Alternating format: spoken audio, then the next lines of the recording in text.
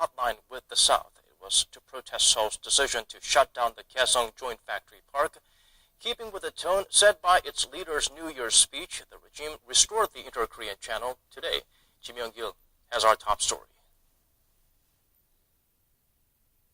The chairman of North Korea's Committee on Inter-Korean Affairs announced Wednesday through state media that Kim Jong-un had approved the restoration of the military hotline.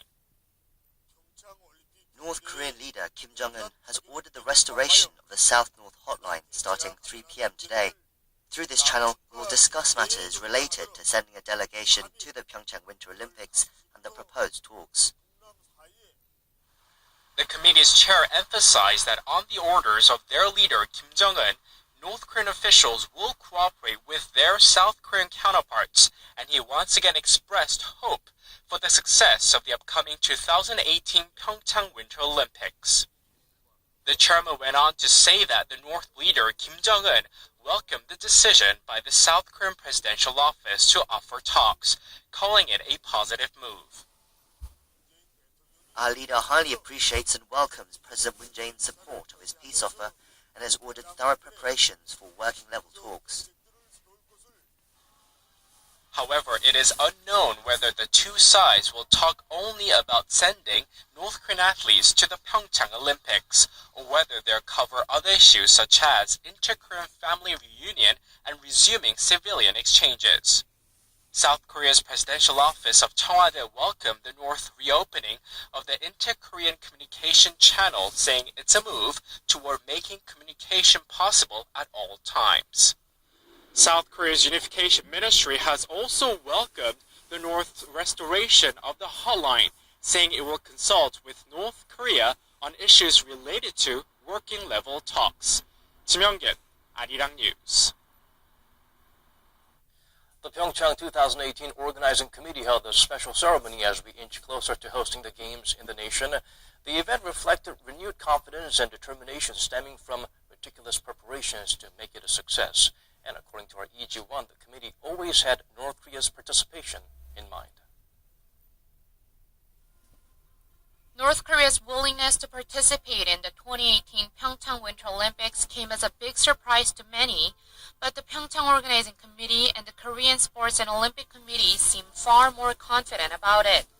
President of the Organizing Committee Lee Hee-bum said at a ceremony to renew the committee's determination for the global sporting event held at the Pyeongchang Olympic Stadium on Wednesday that the Organizing Committee has been preparing for North Korea's participation in the Games for a long time, and that these preparations are not just limited to Pyongyang's athletes, but to the whole team, including the cheering squad and performers.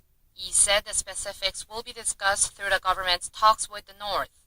While the International Olympic Committee said it's willing to cover all costs for North Korean athletes through its Olympic Solidarity Program, the cost for the support team will have to be discussed between the two Koreas. There has also been growing speculation over the two Koreas participating in the Games as a single team.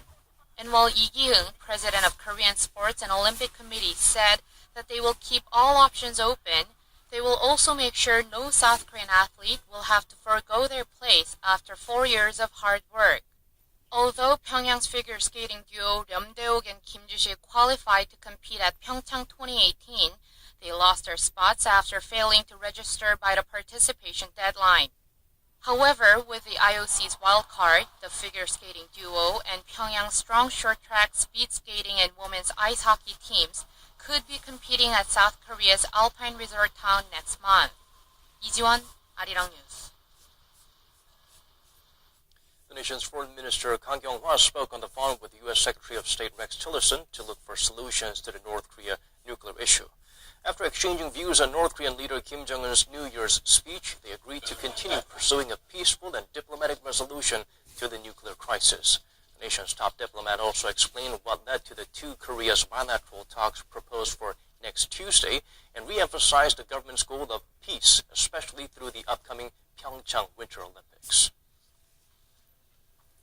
North Korea may conduct another missile test. That's according to Washington's UN envoy as she addressed the press, citing reports by American media outlets. They speculate a long-range missile could be launched by the regime within days. Oh Jung-hee tells us more. U.S. Ambassador to the UN Nikki Haley told reporters tougher measures need to be drawn up against North Korea should the regime conduct another ballistic missile test. As we hear reports that North Korea might be preparing for another missile test. I hope that does not happen. But if it does, we must bring even more measures to bear on the North Korean regime. We will never accept a nuclear North Korea. Her remarks come after some U.S. media outlets reported that North Korea is getting ready to conduct another missile test, possibly later this week. CBS News reported on Tuesday that the North seems to be in the early stages of a launch cycle for another intercontinental ballistic missile. The activity was detected at the same sites where the regime fired its Hwasong-15 ICBM in late November, some 30 kilometers north of Pyongyang.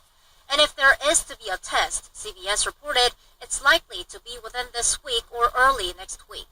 Since last week, CNN has also reported, citing multiple U.S. officials, that there are new signs of the regime preparing for another missile test. And it's not likely to be a satellite, but a ballistic missile. Such signs come at a critical time on the Korean Peninsula when South Korea and all the relevant parties in the region are trying to keep things calm ahead of the Pyeongchang Winter Olympics to come in a month. South Korea's Joint Chiefs of Staff dismissed the possibility of another missile test by North Korea, saying, quote, there are not enough factors to back up reports from overseas. 우정희, 아리랑 News. Not one to be upstaged by North Korea's sudden welcome change in attitude, U.S. President Donald Trump looked to Twitter to share his thoughts on Pyongyang's latest message to the world. Fixated on the part of Kim Jong-un's New Year's address about having a nuclear button on his desk, the outspoken leader responded in his new customary unconventional fashion. Now, Won Jung-hwan shares with us his remarks. In Kim Jong-un's annual New Year's Day address, the North Korean leader stated the regime's nuclear program was now complete and that he has a nuclear button on the desk of his office. U.S. President Donald Trump took to Twitter to respond to the address. Trump tweeted, will someone from his depleted and food-starved regime please inform him that I, too, have a nuclear button, before adding that his nuclear button is, quote, a much bigger and more powerful one, and that unlike Kim's, his actually works. The North Korean leader Kim Jong-un took a different approach towards South Korea in his New Year's speech, declaring his wish for peaceful resolution with the South and offering talks about sending a delegation to the 2018 Pyeongchang Winter Olympics next month.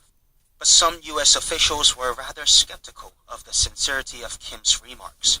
The U.S. State Department spokesperson suggested that the North Korean leader may be reaching out to the South to relieve some of the international sanctions and pressure against the North.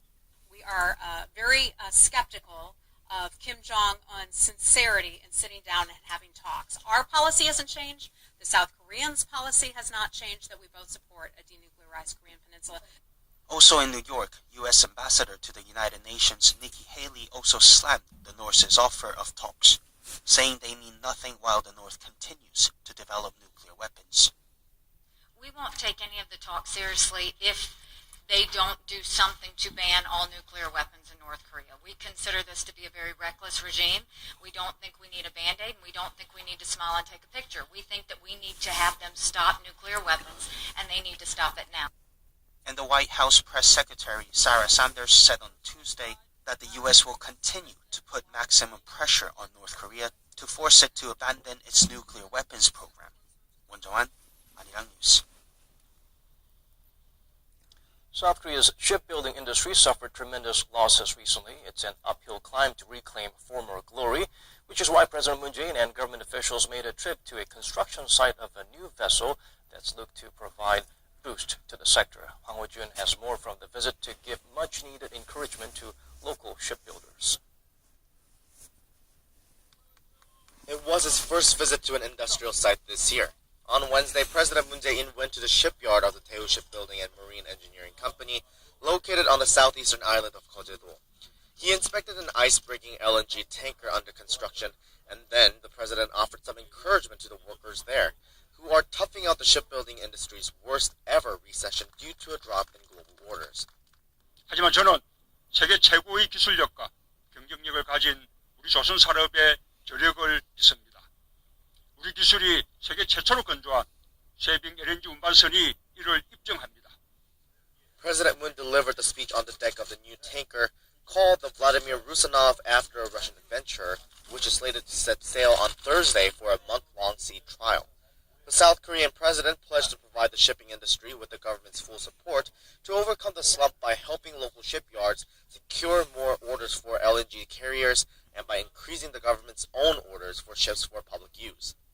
He said the government will pursue measures that will reinforce the shipbuilding industry's competitiveness by supporting the development and implementation of environmentally friendly, self-driving technologies, which, according to the president, will become new growth engines. President Moon called for special measures for innovative growth of the shipbuilding industry before the end of the first quarter. According to a Blue House official, the state-of-the-art LNG tanker will play a significant role in trade and commerce on shipping routes in the Arctic, which will eventually advance President Moon's new northern policy of expanding Seoul's diplomatic horizon with Eurasian nations. 황호준, 아리랑 뉴스. Foreign direct investment to South Korea reached an all-time high last year, meaning for the third year straight it surpassed the government's annual target of $20 billion. Kim Ji-yeon looks beyond the uplifting digits. Ministry of Trade, Industry and Energy said Wednesday the amount of foreign direct investment to South Korea increased 7.7% from the previous year to record nearly $23 billion. The ministry attributes the record high figures to increases in tech investment related to the so-called Fourth Industrial Revolution and rising investments in the services sector, such as real estate as well as wholesale and retail sales. Investors from the United States and Japan led most of the increases, whereas the amount of investments from China decreased. The amount of FDI reported to have been made by U.S. investors increased 21.5% from the previous year to more than $4.7 billion in 2017, while the amount corresponding to Japanese investors increased nearly 48% to more than $1.8 billion during the same period.